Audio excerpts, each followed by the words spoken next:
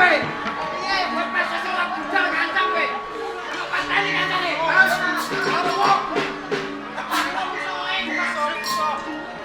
Bangke! Tahu kenale? Anda aja malah.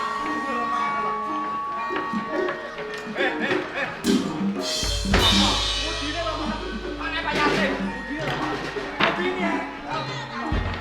Stop! Sing nglakoni kuwe.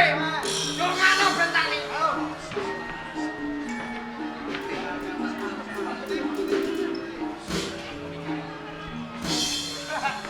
Sampai macam. Pitane lho, pitane.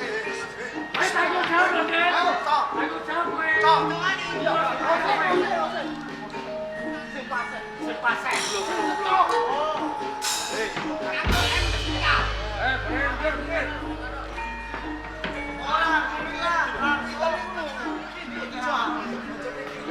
Sabar.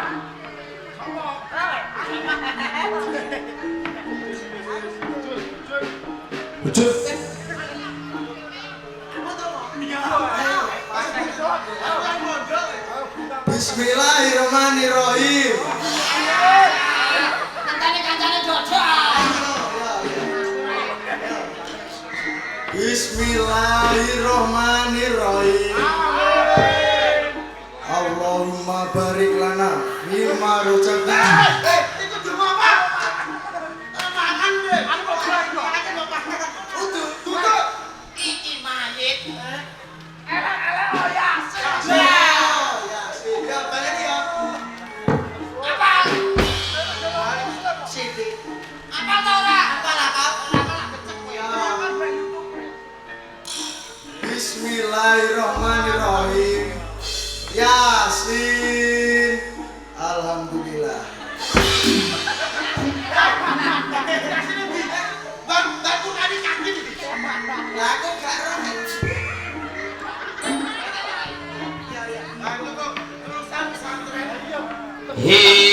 Wawan jeneng sira aja kaget aja geter lamun kowe ning alam kubur ditekani PK loro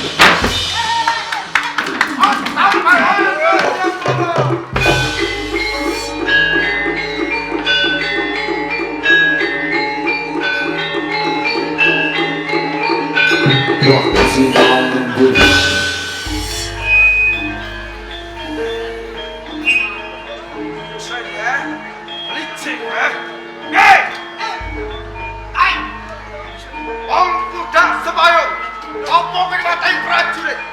Urung pokoke balen wis wanyut cacat nang pasar. Bantarangin, Mas. Hei. Lakone apa ana budak sepayung galang? Ya apa nek?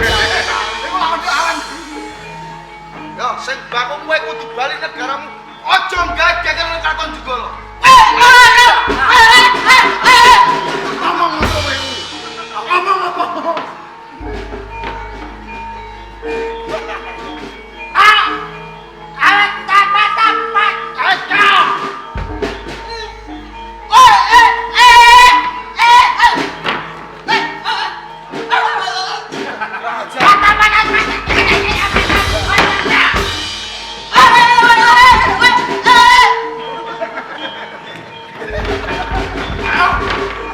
Maksudnya piye? Lah kok di ngene-ngene piye? Kowe arep dicacah pakano kiri. Ah semane. Jeng bola. Sekarang ngene. Ngene mae ngene. Ora iso. Sing baku kowe kudu bali negaramu aja gawe geger ana juga. Rasa kakean batun, sikatun. Oh, suwun. Jabar. Apa kene? Wacanes. Suplo. Nice. Oh ya, aja mlayu kowe.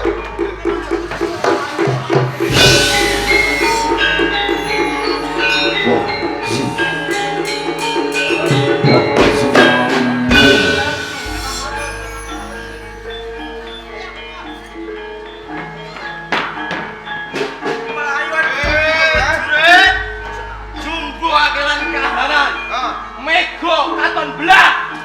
Mendung uga katon tumio. Ayo, ora bakal suwe.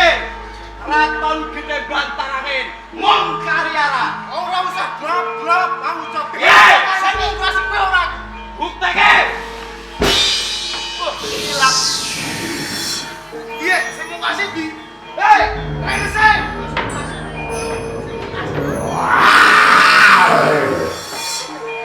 Iki apa? Hei, teman apa? Apa? Teman apa? Apa?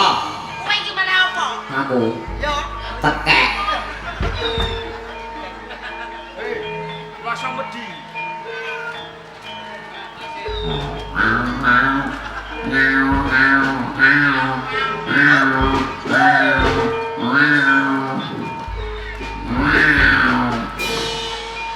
ayo Pak. Ayo.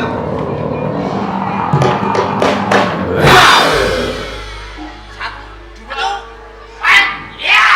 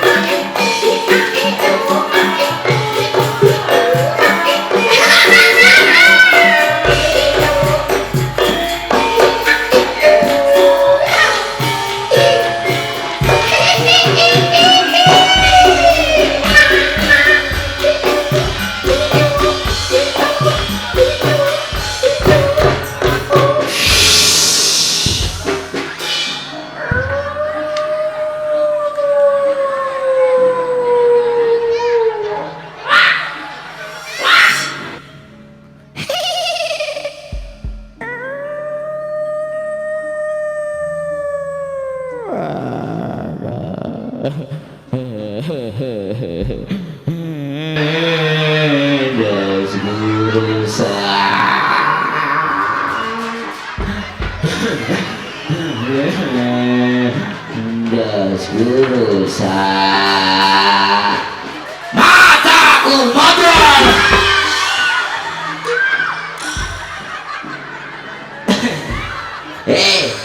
Dasmu coba neng ngisor. Iki tinggal nama se. Matur nuwun Mas, iki lho kiwa. Kiwa ngisor. Wes. Ngerti das prana aja banter-banter. Ayo lunga. Lunga. Pamit.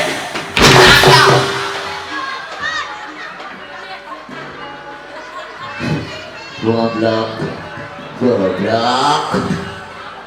Mlayu ora ditulak. Iki ning alap ki kok. Lah, wes saya Bali. Bali kok tak dodi. Dadah.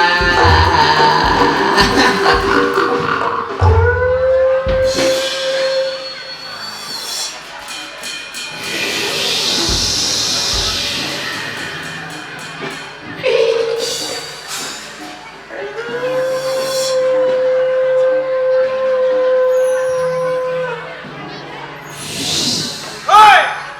Ampun, di mana lagi? Bantarangan!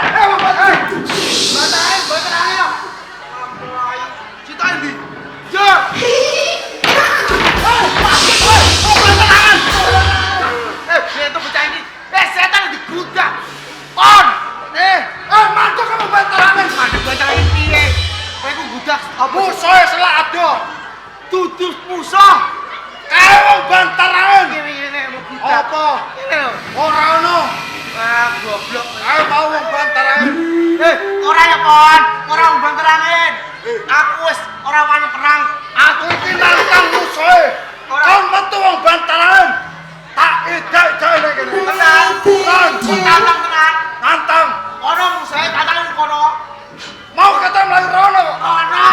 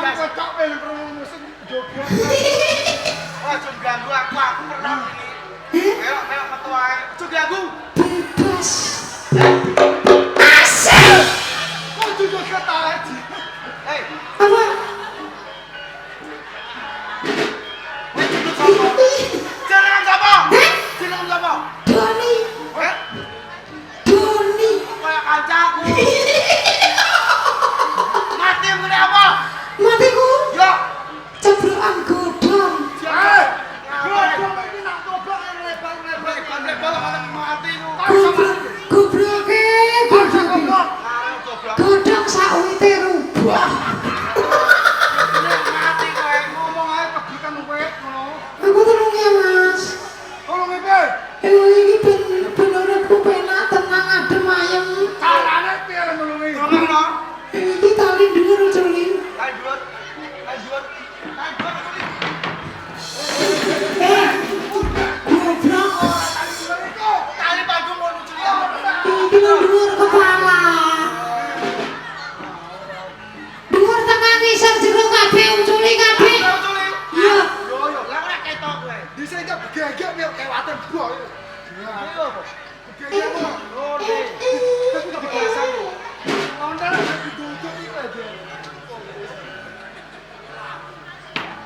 kabeh, Pon. Uculi.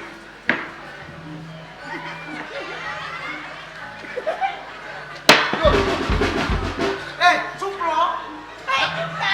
Lah apa kan manuk? Aku ya isin lah. Lah isin. Di sotek ya. Apa yo Lah aku yang akan tanya ini masih berita. nak disoten iki ra apa-apa. Lah apa? Lah sebelah nak langgene. Arep wong piye kok medeni kaca kowe? Aku tak betul itu weh. Lah iki buktine kowe kebocor. Sapa yang ngaman? Oh, masalah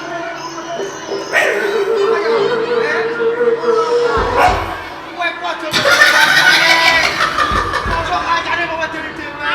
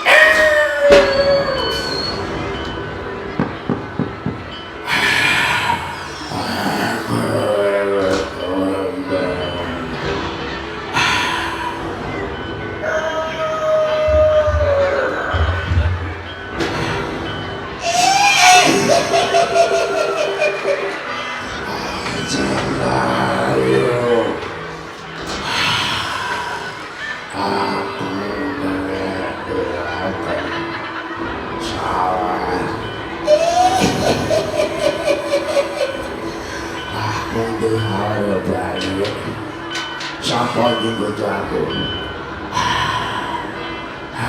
Sampai dia viral.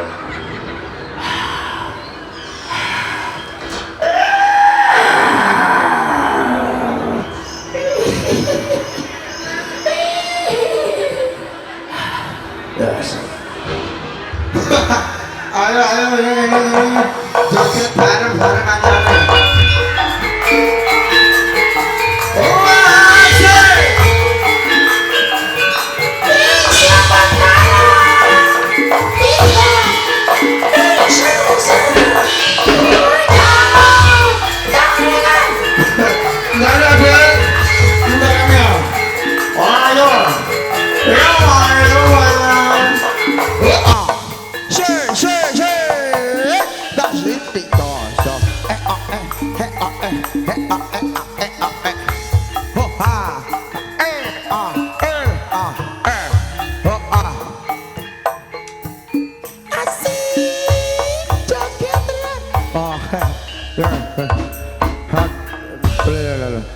Akalan apa?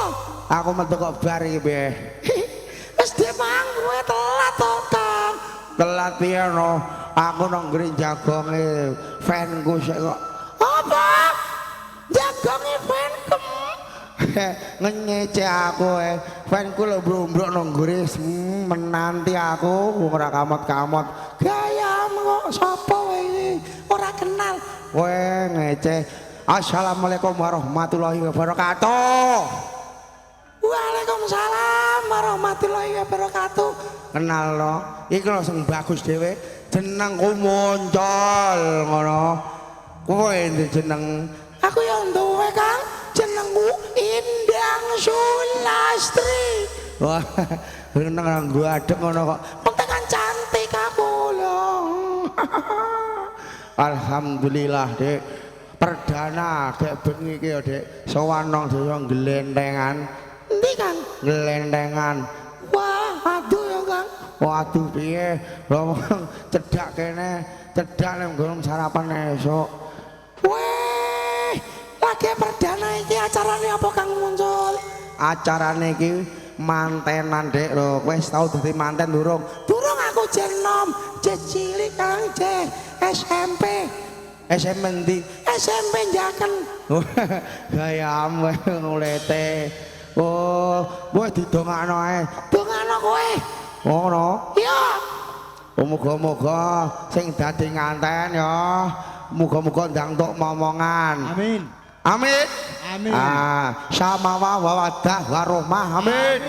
Loh, lu merek sing gawe rezekine ora lokane tan saya kebak. Amin. Sehat kabeh sak keluarga. Amin. Selamat sing nanggap, selamat sing ditanggap. Amin. Oh, ngerti kowe tak dongakno wis. Donga ngono ta kemlete. Lah piye njaluk? Iku lho, babane kecangkeman sapa kowe? Kok ndi? Iku ngisor. Meneng ae kok tak atasane. Hei, wis Pak. Weh, wak pelili lho. Hei ngene Dek. Iki lakone apik ya. Apa Kang? Onde-onde lumut dasem, ande-ande lumut. Onde-onde kok dasem iku. Wah, ngecek kowe. Wong bagus ngene. Wis bengi iki awake dhewe Wahyu Manggala pimpinane Lek Moga lho. Ketoprak asli kok Desa Tanjung Sari, Kecamatan Jakenan, Kabupaten Pati. Cedak, Dik. Kok cedak Kang yo kulon kono nganggur iki ya. Ya. Nek ape nanggap ya gampang ngono masyarakat Glentengan dan sekitarnya lho langsung ayo hubungi nomor Pak Mogol. Piro nomore? Dungokno lho kendange tak ocone Kang nomore 081 pepok 228 wasik 128 19 Jasna weh semangat. Iya, iki dhewe kadang metu mbane ana. Ayo bengi iki di streaming RHS Production, WM Lighting, Kantong Channel, wah kompak pokoke ayo DJ Nanse, Wahyu Manggala, WM Audio.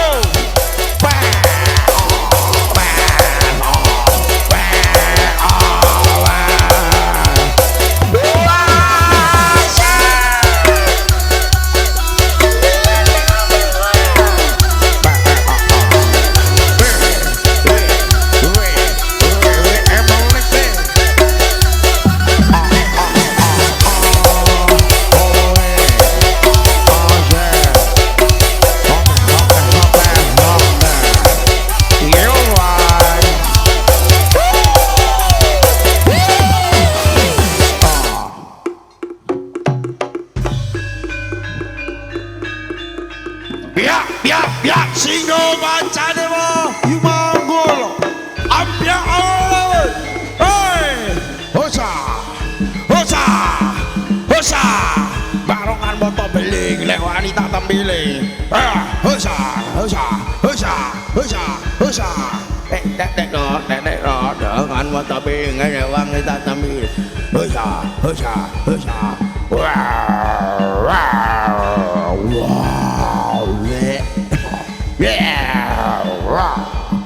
Ratu mati Wahyu Manggala.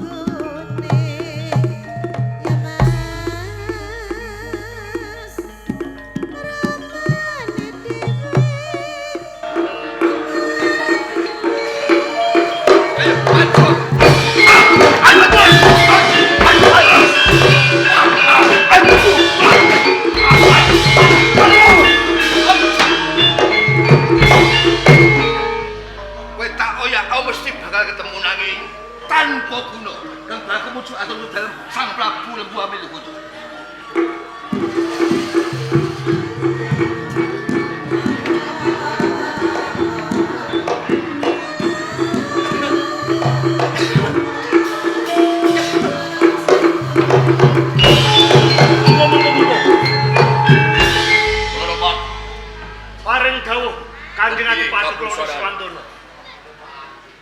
Nalika semanten ikit-ikit salebetipun manah. Sasampunipun kula ngertos mbok bilih panjenengan sampun disempalani tiang-tiang saking Jenggala. Kaporo perang campuh sampun dumadi. Iki watak kula. Watake kula Pati. Kanggih. Ora serantanan. Boten serantan, Bales wong sing nyempalani karo aku. boten lepat Kanjeng Adipati. Kula jotoh dia. Iya, dilihat dia. Boten, Pawongan mau orang gajak. boten. Jur sing gajak sapa? Kula. Nggih. Bales ne. Kula walas niki. Bales ne. Kula jotos mboten tumumu. Kula tendang piyambakipun. Ya ora temomo. Boten. Malah kula ingkang gledak. Oh, melepuk ning ngarep petetus. Ning ora nyatane. Nggih nyuwun pangapunten ingkang kathah. Titi wedal menika kula kasoran ing yuda.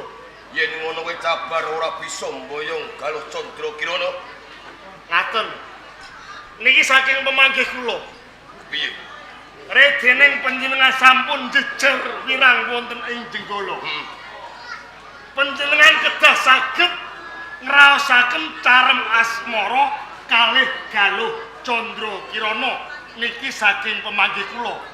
Kok bisa carem asmara lawan Galuh Candra Kirana? Ngapane ana ndi wae aku ora mangerteni. Piye carane? Kula niki sampun ngertos wonten pundi papan dunungipun Galuh Candra Kirana. Wonten ing Taman Tambak Boyo. Mila kanthi menika panjenengan kedah lumebet wonten ing Taman Tambak Boyo gonjak dumateng Sekar Taji nggih Galuh Candra Kirana. Yen ngono tak gojahi Galuh. Kantos Kanjeng Adipati. Kula badhe mlapor niki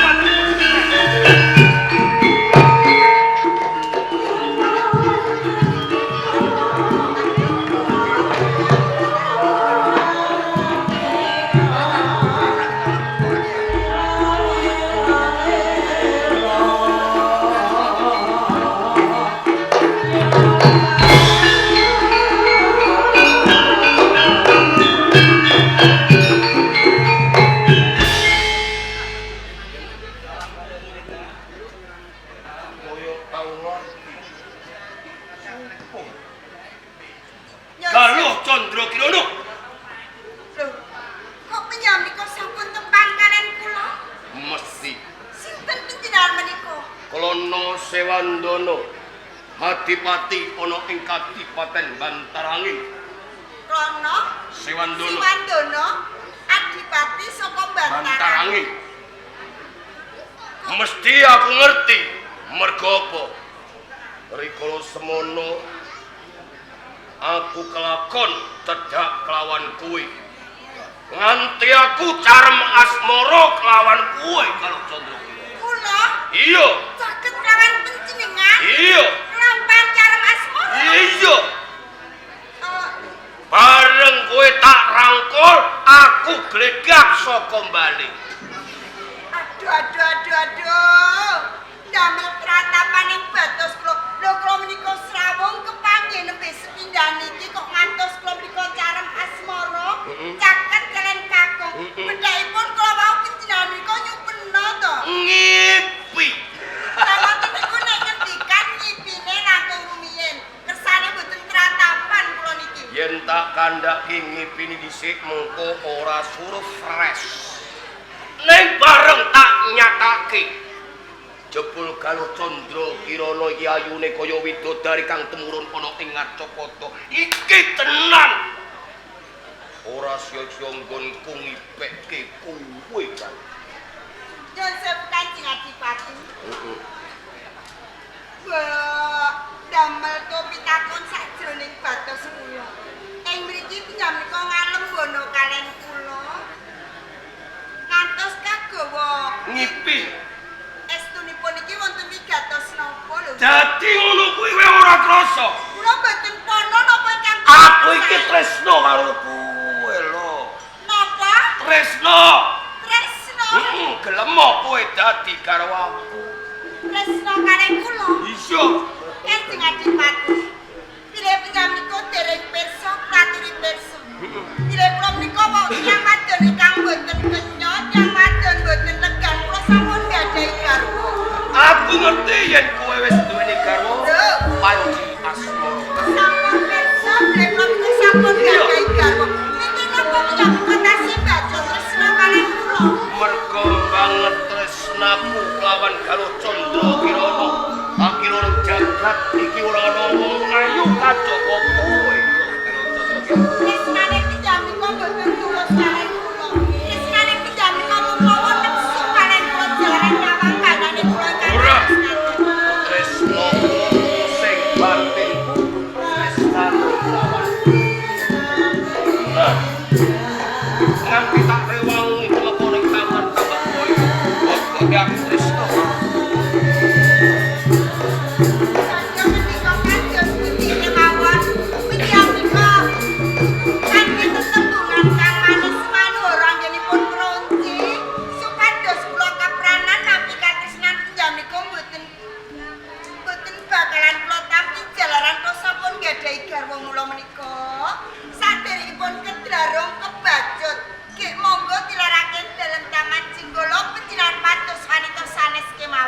Sopo manis kaya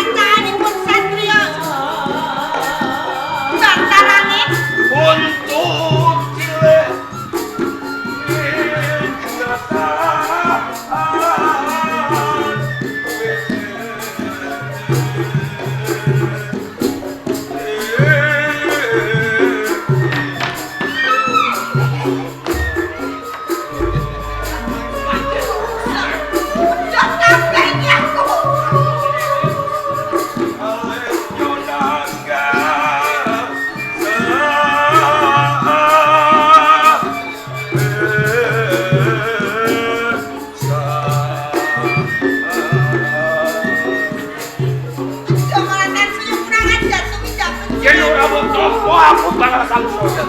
Terus pundi kula nampi. Rasa menjadi garwa.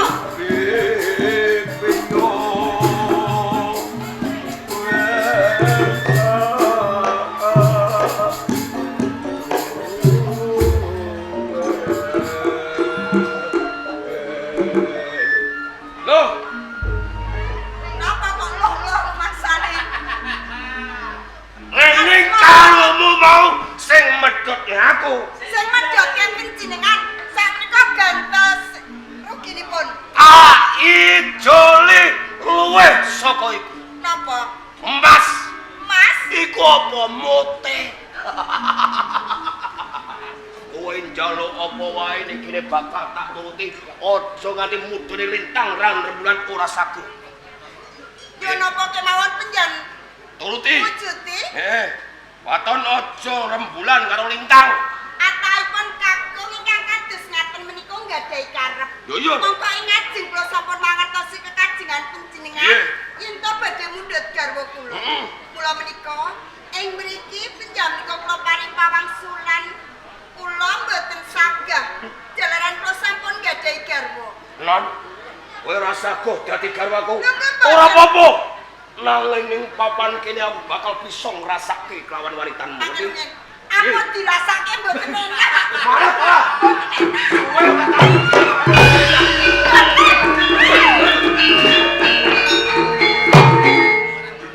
Kang Mas Pandiasi moro bangun.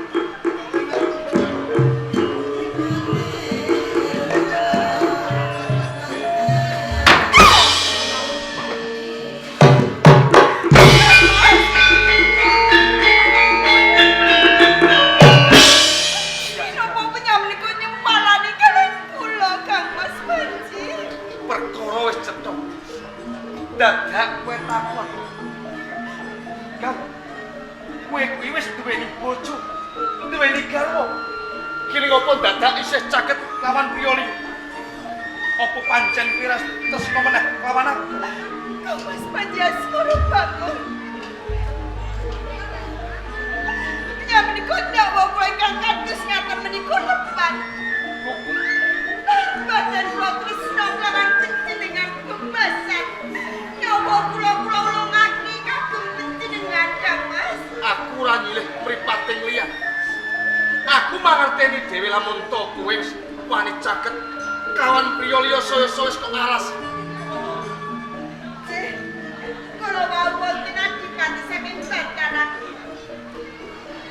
Karpanipun badhe mundhut garwan kanan kula ing mriku sampun kula wangsuli pinaka sampun gadhahi garwa.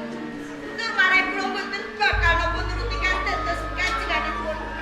Nyatane adipati Bantarangan menika badhe mraosa kalian kula rayunipun pinjatuh wonten dalem tangan Kuwi mung pawadanmu, Kang.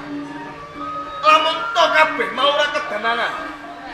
Aku ora mangerteni mesti wae wis kelakon cara asmara. Dan Kang Mas. Ora ngono bapak pisan. Atas sing penal putra Nalendra. Nanging tumindak tugasmu. Tara bedane wong wanita ana ing warung pelayan. Dan Kang Mas Pandiasi moro bangun. Penyamenika mboten saged ikanikan kadis ngaten. Kula wanita ingkang suci, kula wanita ingkang ngugemi tresna panjenengan Kang Mas. Lamun to kowe isih ngombe bab perkara iki. Aku bakal saya mentol nyempalane kelawan Seputi angin kula ngaten niki kula menika mboten tumindak sedhing selingkuh kali kakung sanes. najan tono. Jagat menika namung panjenengan kang kula tresnani Kang Mas. Aku mangerti. Nanging kabeh tetembunganmu kuwi mung lamis. Ing kene aku bakal nggon. Lamun to kowe seneng Prioli yo, bakal tak ulungake tangan loro. Ora nganggo cara sing kaya mengke. Kang Mas Pandiasi moro bangun. Kantos kukon jagate kula mung panjenengan kakung ingkang saged ngratoning batos kula Kang Mas. Sumpahmu kuwi mung kanggo nutupi cek ati. Rabetane pasiranmu Kang Ayu. Nanging watak wandumu atimu wis beda. Lairan batinmu ora bisa dipercaya meneh. Mula sapa kuwi? Katimbang aku mapan ning Taman Tambak Boyo, nyawang wanita sing saben dinane mung tansah selingkuh. Cedak kawan Prioli yo. Gawe lara ning ati kowe becik. Aku ninggalke Taman Tambak Boyo.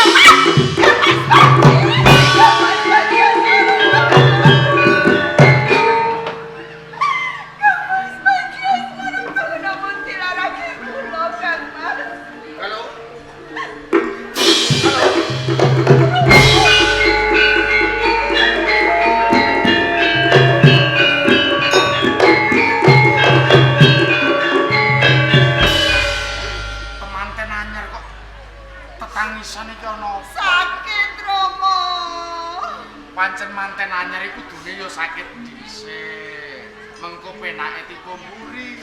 Sakite mboten pekawis menika. Lah perkara apa? Sakite mangkene ting rasa Rama. Lah kok bisa lara ki perkarane apa? Coba matur ning ngersani Rama. Jika Mas Asmara bangga menika pun mboten tresna kalian kula. Ari kelenggan sak menika nilarake dalem taman Jenggala. Lah kok nganti ninggalake taman iki rak mesti ana jalarane. Wonten pekawisipun Rama. Apa perkara? Kala wonten rawuhipun adipati saking Bantaran. Ing mriku badhe muto-muto kalian kula. Kadengangan dening Kang Mas Panji Asmara Bangun. Ing mriku Kang Mas Panji Asmara Bangun gadhahi pandhapa bilih kula menika sampun tumindak setting. Sampun wonten lebetke kakung sanes Rama. Yen kaya ngono ibarate nglandang carang saka pucuk. Kriwikan keng dadi grojokan. Cek Kang Mas Panji Asmara Bangun cemburu Rama. Kuwi mertandake garwamu ki banget tresnane marang sliramu. Lho, ngene. Pancen nalika ngarep ana Hadipati saka Bantarangan sing kepengin misahke nggonmu bebrayan. Mula kanthi kuwi anggepen iki pacoban. Pacoban nggonmu mangun bebrayan lan garwamu Panji Asmara Bangun. Lungane garwamu tak kira mung bakal nentremke ati. Mengko yen wis atine lilih, atine tentrem, Rama percaya bakal bali meneh ana ing taman tambak Boyo. Boten Rama. Boten. Kula kinten boten kados ngaten. Jene enggal-enggal kondur bali wonten ing tambak Boyo nek boten. Lah kula niki kemantenan anyar lak nggih kanyeben Rama. Wis to sawetara disareke dhisik. Rama, Kepiye?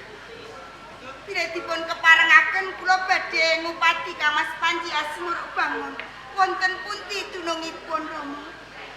Halo. Nggih.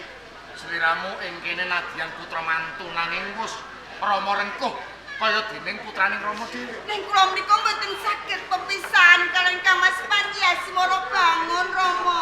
Ngono ya kena nanging yen sliramu ninggalake taman tambak Boyo mengko wedah apa? Kang Mas Prabu nggone duka marang aku kae. Kanjeng Rama mboten bakal pirsa kalamun panjenengan mboten caos pakabaran dening Kanjeng Rama. Mula menika Ji Rama pareng boten pareng kula nyuwun pamit badhe ngupati Kang Mas Panji Asmara Bangun. Halo.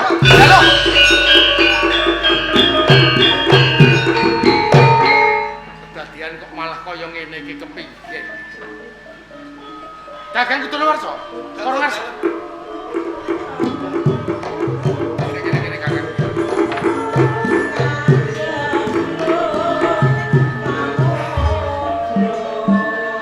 Dadosaken kejuting manah Sang Prabu Lembuame luhur nimbali dumateng kula boten wonten ing Bendapi nanging wonten ing Taman Tambak Boyo. Pancen ana wigati kang bakal ndak dawuhake marang Kakang Putra. Wigatosipun menapa Sang? Ketiwasan. Panji Asmara Bangun ninggalake taman Tambak Boyo merga sujana lan Hadipati saka Bantarangan iki wis wani mlebu ning taman gonjak marang Sekartaji.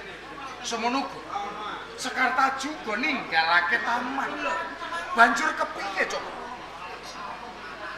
Menawi ngaten emprit abuntut bedhuk perkara cilik dadi gedhe nalikane Adipati saking Bantarangan nglamar dumateng mantu panjenengan.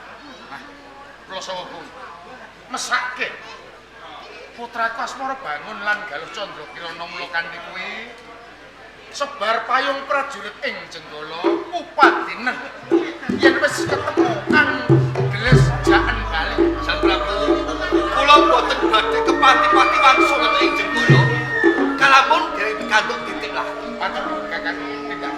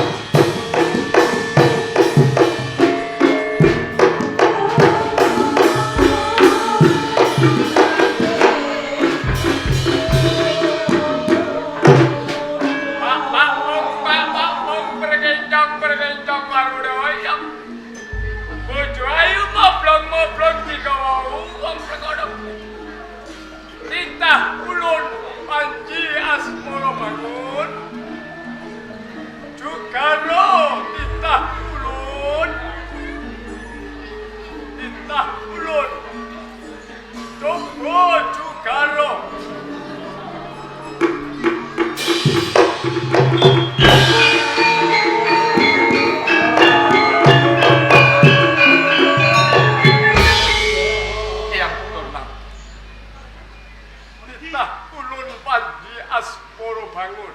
Naniki. Ulun wis ngerti apa kabeh sing kok karepke. Mergo dina iki jeneng kita kepedhotan tresna. Kuwi sangka salahmu dhewe titah ulun Panjaspura. Eyang Buton Marut.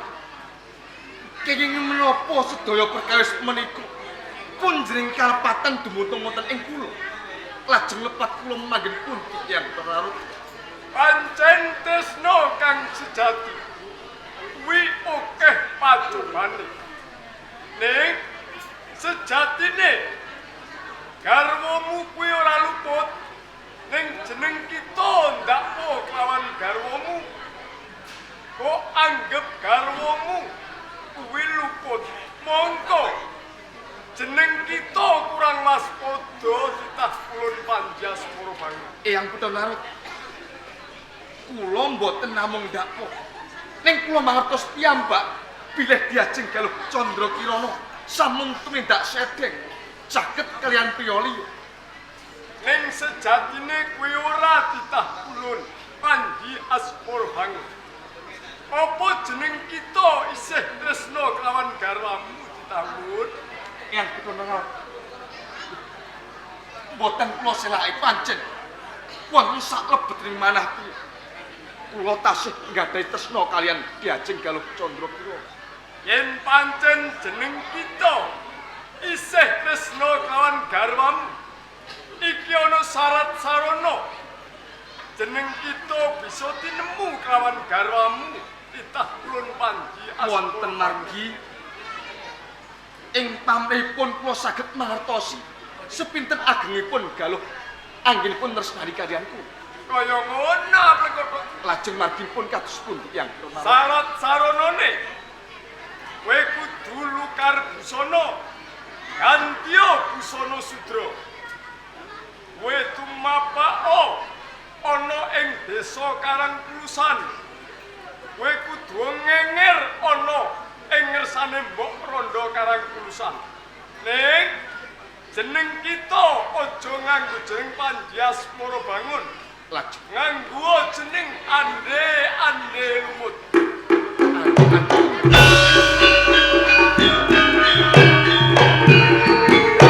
Eyang Buton Marut.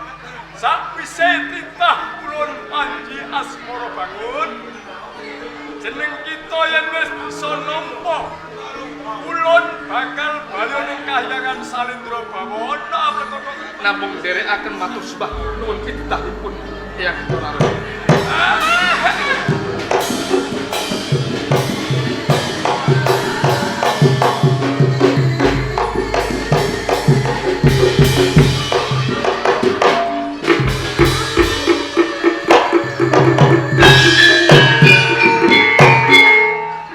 Menawa kanthi sarana aku lukar busana nganggo jeneng ande-ande nuwun tumuju aring Karangkulusan aku bisa mangerteni sepira gedhening tresnaning Galuh Candra Kirana tumrap Panjaspura.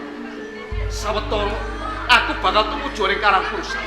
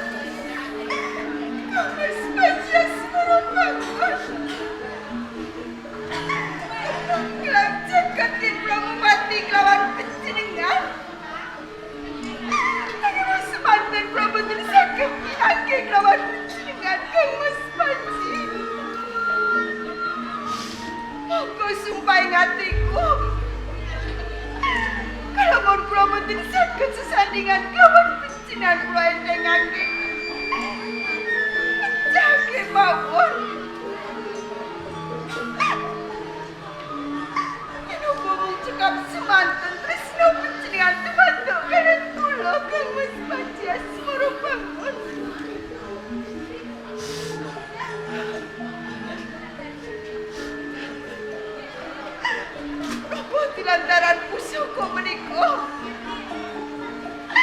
saged ngeluari penampilan mandangi rasaning batos kula yen kula tresnani kelawan panjenengan Kang Mas Panji.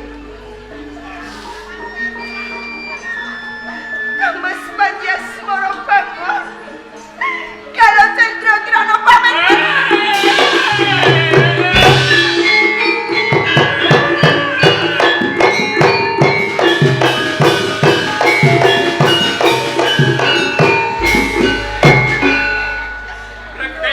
Berkencang warudoya. Ojo moblong tiga wong ate kodhok. Titah ulun Sekar Taji.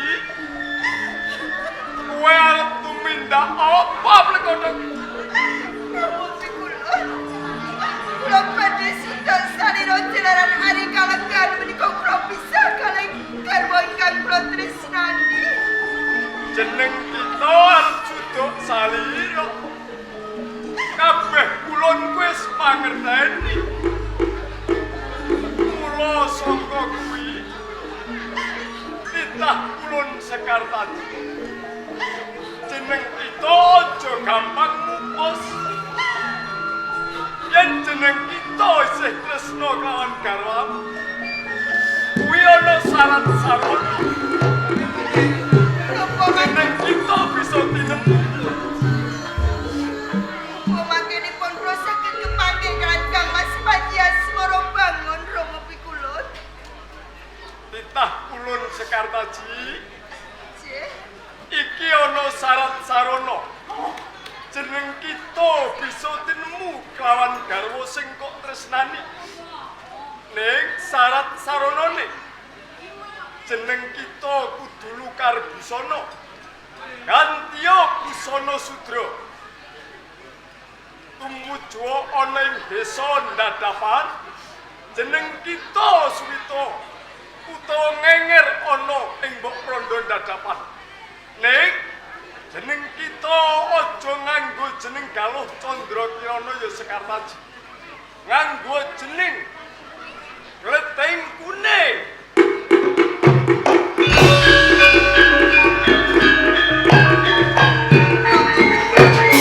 Bila menika syarat-sarananipun kula saged pinanggih kalian garwa kula.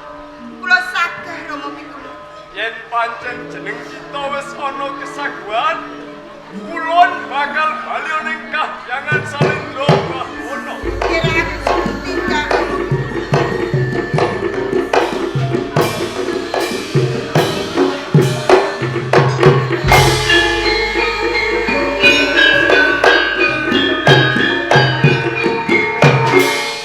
Kang Mas Panji asmara banget.